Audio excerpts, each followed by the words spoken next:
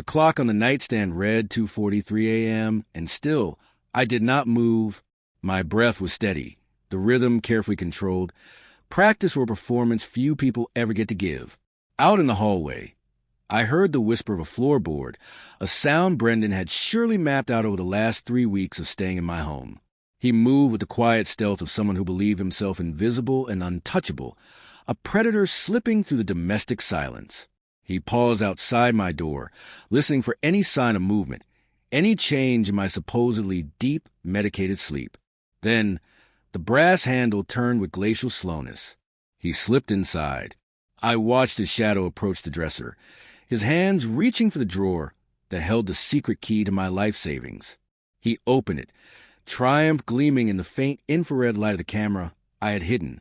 But when his fingers plunged into the silk lining, seeking the brass, his face, captured perfectly on my recording, didn't just show disappointment. It turned chalk white, then the sick yellow of fear. He saw something I had placed there just for him, something that would change his life forever. And me? I simply watched in the darkness, waiting for the coming explosion. My daughter's husband, Brendan, thought I was merely an old fool who wouldn't understand his machinations.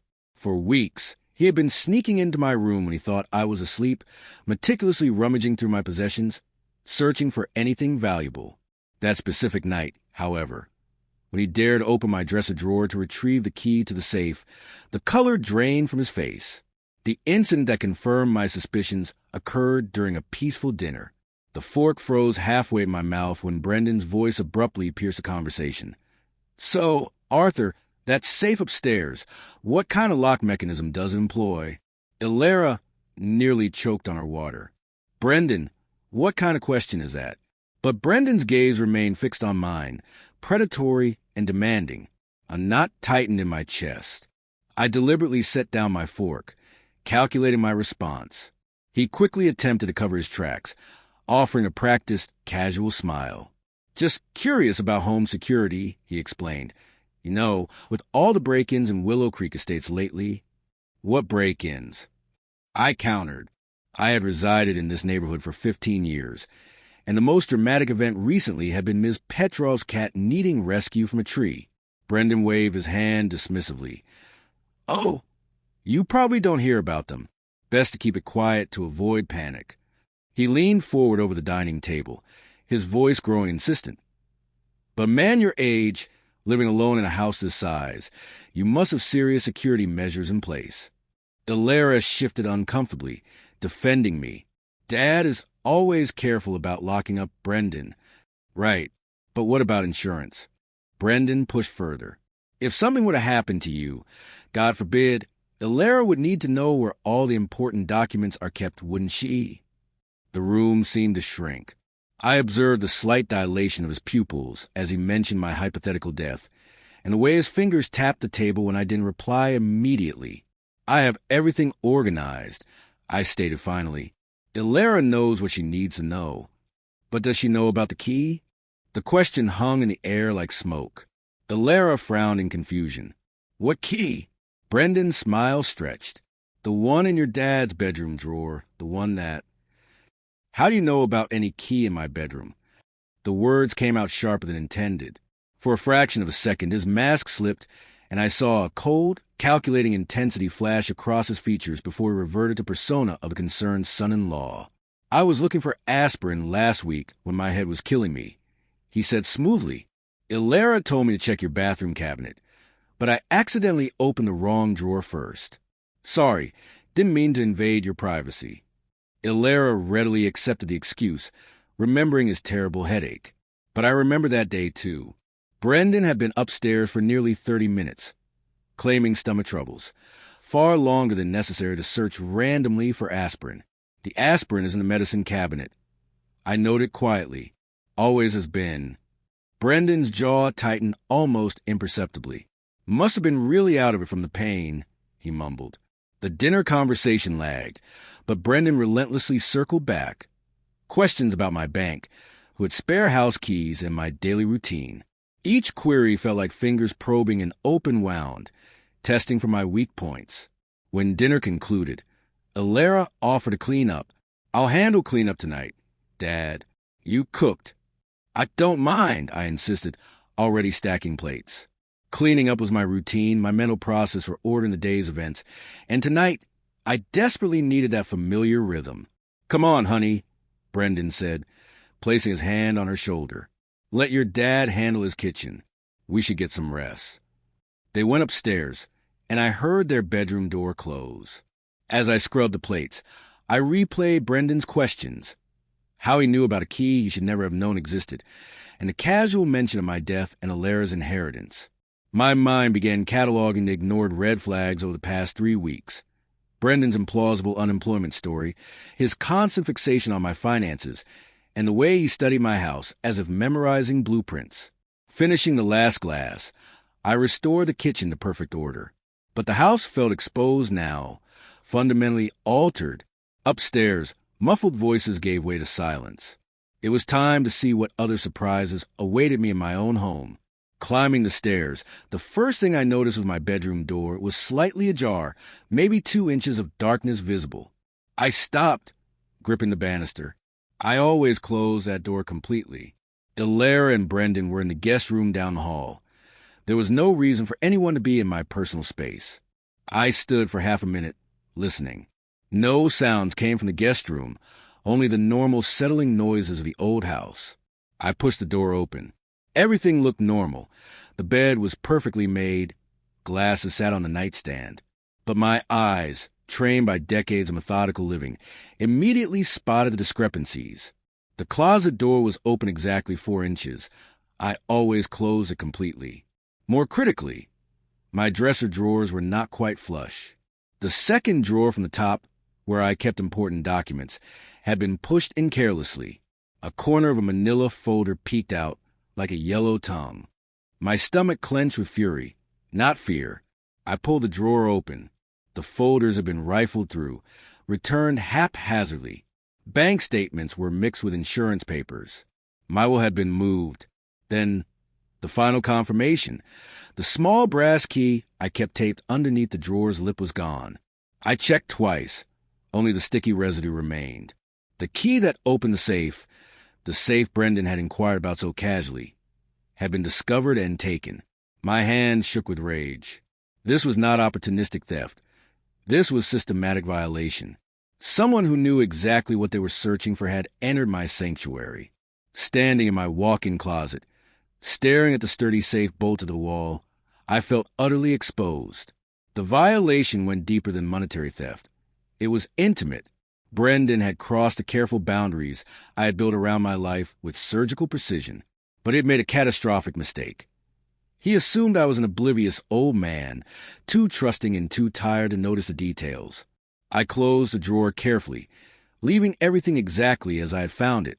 If Brendan believed he was operating in secret, I needed him to maintain that belief. Let him proceed with his scheme. I turned off the light and began my normal nighttime routine, performing every action for the invisible audience just down the hall. Tonight, I would lie awake and plan. Sleep was impossible. Every sound made me tense. At 11:47 p.m., according to my bedside clock, I heard movement downstairs. Soft, deliberate footsteps crossed the living room floor. Not Alara's light step, but something heavier. Brendan. I remained perfectly still, listening as the sounds moved toward the front of the house. Then, barely audible through the old house's thin floors, I heard his voice. "Yeah, it's me. Everyone's asleep." A phone call. Brendan was speaking in whispers, thinking no one could hear. I eased myself up, careful not to let the mattress creak, and moved the heating vent connecting my bedroom to the living room. Sound often traveled up the old ductwork. The old man's definitely loaded. Brendan's voice drifted up, clearer now. I found bank statements, investment portfolios, the whole thing. We're talking serious money here. My blood ran cold. Tomorrow night, Brendan continued, Alara's going to her book club meeting. She goes every Tuesday, 7 to 9. Gives us perfect timing. I grabbed my phone, hands trembling, and opened the voice recording app. I needed evidence. "I already have the safe key," Brendan boasted. "Grabbed it earlier today while they were having dinner. The old fool keeps everything important in there, cash, jewelry, probably more bank information. I pressed record just as his voice became more animated and confident. Look, I know you're worried about the timeline, but my gambling debts aren't going away. Those guys aren't exactly patient. If you know what I mean, this has to happen now. Gambling debts. That explained the desperation, the calculation, and the willingness to betray my daughter. Arthur's just some lonely old widower. Brendan sneered into the phone, probably grateful for the company. He has no idea what's coming. Hell, he was asking me about home security at dinner tonight. Practically handed me the information I needed. Rage boiled in my chest, hot and consuming at his casual dismissal. But I forced myself to remain quiet, continuing the recording. The beauty is he'll never suspect family. Even if he figures out something's missing, Alara will convince him he just misplaced stuff. You know how old people get about their memory. Old people. I was 66, not 96, and my memory was sharp enough to recall every word of this conversation. Trust me, by Thursday we'll be clear. I'll tell Alara we got a job offer in another state. Something urgent. We'll be gone before the old man knows what hit him. After a brief silence, listening to the accomplice on the other end, Brendan laughed, a sound that made my skin crawl. Yeah, well, maybe he should have been more careful about who he let into his house. Life lesson, right? The call ended. I heard Brendan moving downstairs for another minute, then his quiet footsteps on the stairs. I quickly stopped the recording and slipped my phone under the pillow. I watched his shadow pass through the gap in the doorway, then heard the soft closing of the guest room door. Brendan had serious gambling debts, an accomplice, and a plan to rob me tomorrow night during Alara's book club. He intended to disappear immediately afterward, dragging my daughter into his mess. The violation of my private room now seemed minor compared to this larger betrayal. He was using Alara, manipulating her trust, as cover for his crime. But he had miscalculated. He had assumed I was clueless. He had no idea I had spent 30 years as an insurance investigator, skilled at dealing with people who thought they were smarter than the system. Brendan wanted to play games with an old man? Fine. Let the games begin. 3 weeks prior, Alara's desperate call had shattered my quiet Tuesday morning. Dad, I know it's early, but she struggled to hold back tears. Brendan lost his job last month. We're behind on the mortgage. How far behind? I had asked, already reaching for my checkbook. 3 months, Dad. Could we stay with you for a while, just until Brendan finds something? Her relief when I immediately said yes was heartbreaking. Of course, she could come home. Yet, even then, something had bothered me about Brendan's job loss. 8 years with the same company. Good reviews. The layoff seemed sudden. When I pressed Alara for details, her answers were vague. Brendan handles the finances, she'd said. He's managing the job search. I trust him. I should have pressed harder. 3 days later, they arrived. Alara hugged me tightly, whispering thanks. Brendan, however, was cool, his eyes scanning my house with alarming intensity. Nice place, Arthur, he commented while walking through the living room. Must be worth quite a bit in today's market. I had attributed it to curiosity. Now I recognize it as appraisal, planning. In the following weeks, Brendan asked endless questions about the neighborhood watch schedule, which neighbors were home during the day, my banking habits, and whether I kept cash in the house. At the time, they sounded like innocent questions from someone adjusting, but they weren't innocent at all. I remember the morning he offered to drive me to the bank and how he lingered near the teller window, watching my deposit and asking casual questions about my account types and my safety deposit box. The gambling should have been obvious. Brendan's phone rang constantly, calls he always took in private. Stepping outside, he claimed they were potential employers. But I noticed the tension after these calls. Mail addressed to Brendan, collection agencies, and credit card companies had been arriving for 2 weeks. I had assumed he was updating his address. They were dunning notices, final demands. Alara knew none of this. She completely trusted Brendan, taking his explanations at face value. She was being used as the perfect cover. I woke at 6:30 a.m. The recording on my phone felt like concrete evidence of a nightmare. Downstairs, I started the coffee maker and began my usual breakfast routine. When Alara appeared, I smiled warmly. "Morning, sweetheart. Sleep well?" "Like a baby. Thank you again for letting us stay here, Dad." Brendan arrived 20 minutes later, looking rested and confident. "Beautiful morning," he said. "What's everyone got planned for today?" I set his coffee down carefully. "Oh, the usual. Might run some errands later." Brendan's eyes sharpened. "What kind of errands?" "Just odds and ends.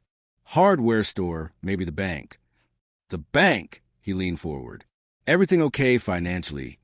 Alara laughed. "Dad's always paranoid about checking his accounts in person. Old habits." "Not paranoid." I corrected mildly. "Careful. You can't be too careful these days." Brendan nodded enthusiastically. "Absolutely right. Identity theft, online scams. It's a jungle out there for someone your age." "Some of my age." There was again the casual dismissal. "Speaking of careful," Brendan continued, "I've been thinking about your home security. You mentioned that safe upstairs. Is that where you keep important documents?" I took a slow sip of coffee. "Some things, yes. What about cash? I mean, if the banks went down or something, it's smart to have emergency funds readily available." The audacity of him sitting at my table, asking for an inventory. "I have what I need," I said simply. Brendan tried a different angle. "You mentioned being a heavy sleeper last week. That's good. I worry about older folks who can't get proper rest." I hadn't mentioned that, but I nodded. "Oh, yes. Once I'm out, I'm dead to the world, especially lately. I've been so tired in the evenings." "That's normal at your age," Brendan said, relaxing visibly. "Your body needs more rest." "I usually take something to help me sleep," I added quickly. "Knock me right out until morning." "Perfect. Let him believe I'd be unconscious and helpless tonight." "Well, I should let you folks plan your day," I said, standing. "I'll probably turn in early tonight. All this family activity has me more tired than usual." Brendan helped carry plates to the kitchen, and I caught him glancing toward the stairs. "You know," he said casually, "I might stay up late tonight. Watch some TV in the living room. I'm a bit of a night owl." "Of course," he was. "Make yourself comfortable," I replied. After breakfast, I announced I was running my errands. As I backed out of the driveway, I saw Brendan watching from my bedroom window, not the guest room window. My hands tightened on the steering wheel. Tonight couldn't come soon enough. The hardware store was my first stop. I needed supplies, but primarily I needed to solidify the plan. Brendan planned to enter my bedroom, locate the key he had previously spotted, and open my safe. Except the key wasn't there anymore. I had moved the small brass key at 5 a.m. and placed it safely in my kitchen junk drawer, buried beneath twist ties and rubber bands. But that wasn't enough. I needed him caught red-handed, humiliated, with undeniable evidence. In the party supply aisle, I found what I needed, a small confetti cannon, the type used for gender reveals, spring-loaded to create maximum mess. Perfect. I also acquired a bag of ultrafine glitter, silver and gold, the kind that sticks to everything. If Brendan wanted to be a thief, he should look the part. Back home, I found the house empty. A note said Alara and Brendan were grocery shopping. I had 3 hours. In my basement workshop, I meticulously dismantled the cannon. I replaced the harmless confetti with the glitter mixture, adding just enough to thoroughly coat someone without causing injury. The challenge was calibration. I needed the device to trigger only when Brendan opened the drawer and reached toward the back, but not from casual handling. After successful tests, I installed the modified cannon inside my second dresser drawer. I positioned the trigger so it would activate when someone reached exactly where the key had been hidden. To an intruder, it looked like normal drawer contents. Old photos, buttons. The final touch was a deception. I placed a dummy key, an old luggage key that looked similar to the safe key, in plain sight near the front of the drawer. Brendan would spot it immediately, reach for it confidently, and trigger my surprise. The beauty of the trap lay in the psychology. He expected stealth and success. he would be met with an explosion that would mark him more clearly than a bank die pack. By 1:45 p.m., the trap was set. The drawer looked innocent and normal. 24-karat justice was armed and ready. Next, I needed a camera. Just picking up something at the electronics store, I told Alara and Brendan when they returned. I caught the flicker of interest in Brendan's eyes. The old man leaving the house unguarded, confirming his routine. At the store, a helpful young man named Julian assisted me. I requested a small wireless security camera with good night vision and motion detection. I settled on a compact model, smaller than a deck of cards, that connected to my smartphone. Back home, I closed the bedroom door and went to work. The camera needed to capture Brendan's approach, his reaction to opening the drawer, and the spectacular glitter explosion, yet remained completely hidden. I tested positions using the app. Finally, I found the perfect spot, nestled between books on my nightstand, the black casing blending with the spines, angled to capture the dresser and the center of the room. It was invisible unless actively sought out. I spent 20 minutes adjusting the angle and setting the motion detection to conserve power. I tested the night vision. The infrared image was crystal clear. Brendan's face would be perfectly visible when he triggered the trap. I also ensured the audio recording was sharp, in case he spoke during the crime. The setup was elegant. Brendan would be filmed from the moment he crossed the threshold. The camera would capture his search, his discovery of the dummy key, and the glitter explosion, visual, audio, and physical evidence in one beautiful package. I stood back. Everything looked innocent. Downstairs, I could hear Alara and Brendan talking quietly. Brendan had no idea the window of opportunity he sought had become a trap door. I checked my phone one final time. The feed was clear. The recording was active. Everything was ready. Dinner passed uneventfully, with Alara chatting and Brendan checking his phone, calculating the hours. I played the role of the tired grandfather perfectly.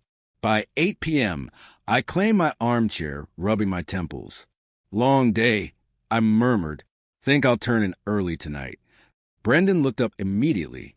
Actually, Arthur, I was hoping we could share a drink first. You know, father and son-in-law bonding time. The suggestion was too casual, too perfectly timed. That's sweet, Alara commented. I was thinking about that bottle of Highland Reserve I saw in your kitchen, Brendan continued. Premium stuff, perfect for a nightcap. I kept my expression neutral. Brendan had been planning this conversation since breakfast. I appreciate the thought, I said, but I'm on medication that doesn't mix well with alcohol. His smile tightened. Come on, one small glass won't hurt. Really, I should avoid it entirely, I insisted. What about just a toast, then? A tiny sip to celebrate family? His persistence was telling. A normal person would have stopped. Brendan was pushing because he needed me to consume something that would ensure I slept deeply. I tell you what, he said, standing up, I'll pour myself a glass, and we can just sit and talk. No pressure for you to drink. He disappeared into the kitchen, and I heard the clink of glass. He returned carrying 2 tumblers, one with amber liquid, one empty. Changed my mind, he said, holding out the second glass. Poured you just a splash of the toast. Barely a teaspoon. The whiskey looked innocent, but 30 years in insurance fraud taught me desperate people often get sloppy. Brendan, I really can't, I said. One tiny sip, he insisted. Alara, tell your father one sip won't kill him. Alara sensed the tension. If Dad says no, maybe you should respect that. For a moment, panic and calculation flashed across Brendan's face. You know what? I said, standing carefully. I'm more tired than I thought. I think I'll take one of those sleeping pills and call a night. Relief flooded Brendan's features immediately. Sleeping pills. Doctor prescribed them last month. Powerful stuff. Knocks me out completely. I'll be dead to the world until morning. I lied, cementing the necessary detail. That sounds perfect. You need your rest, Brendan said, his composure returning. I made a production of climbing the stairs slowly, pausing to grip the railing like an old man struggling with fatigue. At the top, I turned back. Don't stay up too late, you two. Brendan, help yourself to anything in the kitchen. Thanks, Arthur. Sleep well.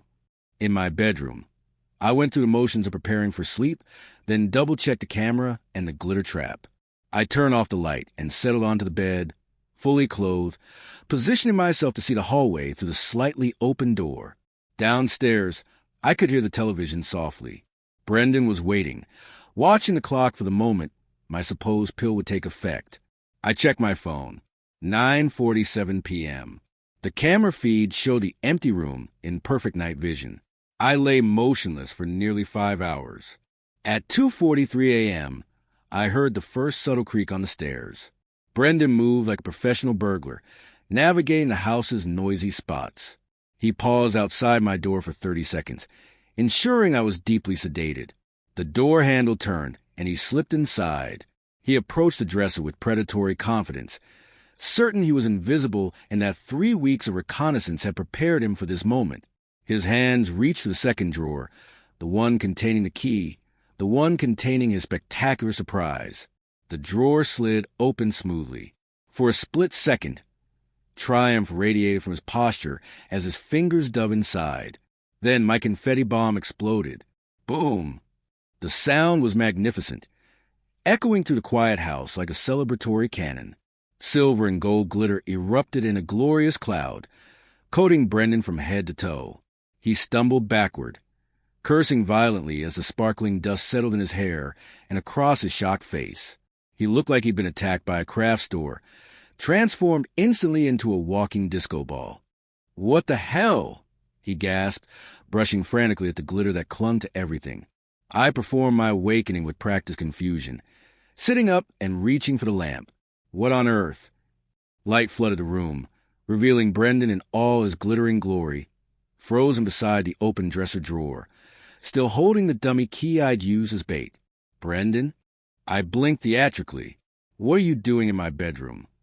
Glitter fell from his hair like holiday snow as he struggled for an answer. I heard a noise," he stammered. "Thought someone might be breaking in." "Breaking in?" I surveyed the room with apparent confusion. "And you ended up sparkling." He looked down at himself, finally registering the full extent of his transformation. He resembled a rejected Christmas ornament. "There was some kind of trap," he whispered weakly. From down the hall, I heard the sound of feet hitting the floor. Ilara, awakened by the explosion, was coming. "Trap? In my bedroom?" I tilted my head innocently. "How do you explain being covered in craft supplies while robbing your father-in-law at 3 a.m.? "Arthur, what's happening?" Ilara's voice was worried, alert. She appeared in the doorway, tying her robe. She stopped dead, taking in the scene, me, sitting up in bed, Brendan, standing next to the open drawer, covered head to toe in glittering confetti. "What in the world?" Ilara's voice caught. "Brendan, why do you look like a Christmas decoration?" "There was a noise," he insisted, straining his voice. "I came to check on your father. At 3 o'clock in the morning?" Ilara's tone sharpened. "And you ended up covered in, is that glitter? Some kind of security device?" Brendan rushed to explain. "It went off when I opened the drawer." Ilara's eyes moved from him to the drawer, then to me. "Dad, do you have security devices in your furniture?" I maintained my expression of elderly confusion. "Not that I know of, sweetheart. I was sound asleep until that explosion woke me up." "Then why were you in his dresser drawer, Brendan?" Ilara's voice took on a protective, suspicious edge I had never heard before. Brendan's story began to crumble. "I was looking for something to help you sleep. You were tossing and turning, and I thought Arthur might have some extra sleep aids." "Sleep aids?" Ilara's eyebrows rose. "In his bedroom dresser? I thought maybe." "Brendan," I interjected gently, "my medications are in the bathroom cabinet. They always have been." The silence was heavy with implications. "So let me understand this," Ilara said slowly. "You left our bed at 3 o'clock in the morning, came into my father's bedroom while he was sleeping, and opened his private dresser drawer looking for medicine you knew wasn't there? It's not like that," Brendan pleaded. "Then what is it like?" Ilara's voice rose slightly. "Because from where I'm standing, it looks like my husband was going to my father's personal belongings in the middle of the night." Brendan's glitter-covered hands clenched. Why are you interrogating me like this? I'm your husband. The defensive anger hit Alara like a physical blow. You're right, she said quietly. You are my husband, which is why I'm asking you to explain why you're standing in my father's bedroom at 3 o'clock in the morning, covered in craft supplies, with your hand in his private drawer. Brendan looked trapped. I can explain everything, he said desperately. Then please do. Alara crossed her arms. I watched my daughter's protective instincts shift entirely from Brendan to me. Brendan, she demanded slowly, I need you to tell me the truth right now. What were you really doing in my father's bedroom? The moment had arrived. Alara deserved the full truth. Alara, I said gently, reaching for my phone, there's something you need to hear. Brendan's face went white beneath the glitter. Arthur, don't what? Dad, play it, she snapped. I pressed play. Brendan's voice filled the room, clear and damning. Yeah, it's me. Everyone's asleep. The old man's definitely loaded. I found bank statements, investment portfolios, the whole thing. We're talking serious money here. Alara went completely still, her eyes widening as she heard her husband discussing my finances with an accomplice. Tomorrow night, Alara's going to her book club meeting. Gives us perfect timing. I already have the safe key. Grabbed it earlier today while they were having dinner. The old fool keeps everything important in there. Cash, jewelry, probably more bank information. Alara's hand flew to her mouth. She stared at Brendan as if seeing a stranger. Look, I know you're worried about the timeline, but my gambling debts aren't going away. This has to happen now. Gambling debts. Alara whispered. The recording continued. Arthur's just some lonely old widower, probably grateful for company. He has no idea what's coming. Even if he figures out something's missing, Alara will convince him he just misplaced stuff. You know how old people get about their memory. Alara made a sound like she had been physically struck, hearing her husband's cold calculation of how to use her trust to cover his theft. Trust me, by Thursday will be clear. I'll tell Alara we got a job offer in another state. Something urgent. Will be gone before the old man knows what hit him. I stopped the recording. The silence was deafening. Gambling debts. Alara's voice was thick with tears. You were going to rob my father? You called him a lonely old fool? You were going to steal from him and then disappear, taking me with you as your cover story? Brendan tried to step toward her, but she recoiled. How much? She demanded. Brendan's shoulders sagged. $47,000. Alara sank against the doorframe, staring at the man she had married. You've been lying to me for months, she said. About everything. The job loss, our finances, why we really needed to stay here. By planning to rob my father. Alara shouted. By using me as your alibi while you destroyed the man who raised me. Alara, we can work this out. No. She straightened, steel entering her spine. No, we can't. Get out, Brendan. Get out of my father's house now. Brendan stood frozen for 10 seconds, glitter still falling. Something in Alara's expression, pure protective fury, finally convinced his marriage was over. This isn't finished, he snarled, his voice turning ugly. Half of everything we own is mine. I'll get my share. You mean half of our debt? Alara's voice was ice cold. Because that's all we have, Brendan. Debt. Gambling debt that I knew nothing about. I'll fight you in court. With what money? Alara stepped closer. You just admitted you owe $47,000 to dangerous people. What exactly are you going to fight me with? Brendan looked at me with hatred. This is your fault. Oh, man. You turned her against me. No, Alara said firmly. You did that yourself. When you decided to plan a robbery, instead of asking for help, when you lied to me for months. Get your things and get out now. Brendan realized his con was completely over. He left the room without another word, tracking glittering evidence through the hallway. We heard him in the guest room, throwing clothes into bags with bitter violence. Alara sank into my bedside chair, exhausted. Dad, I'm so sorry, she whispered. I brought him into your home. I put you in danger.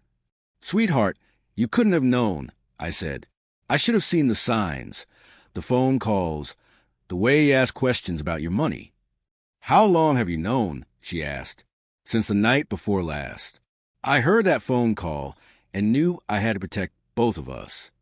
Ilera managed a weak smile. The glitter bomb was genius.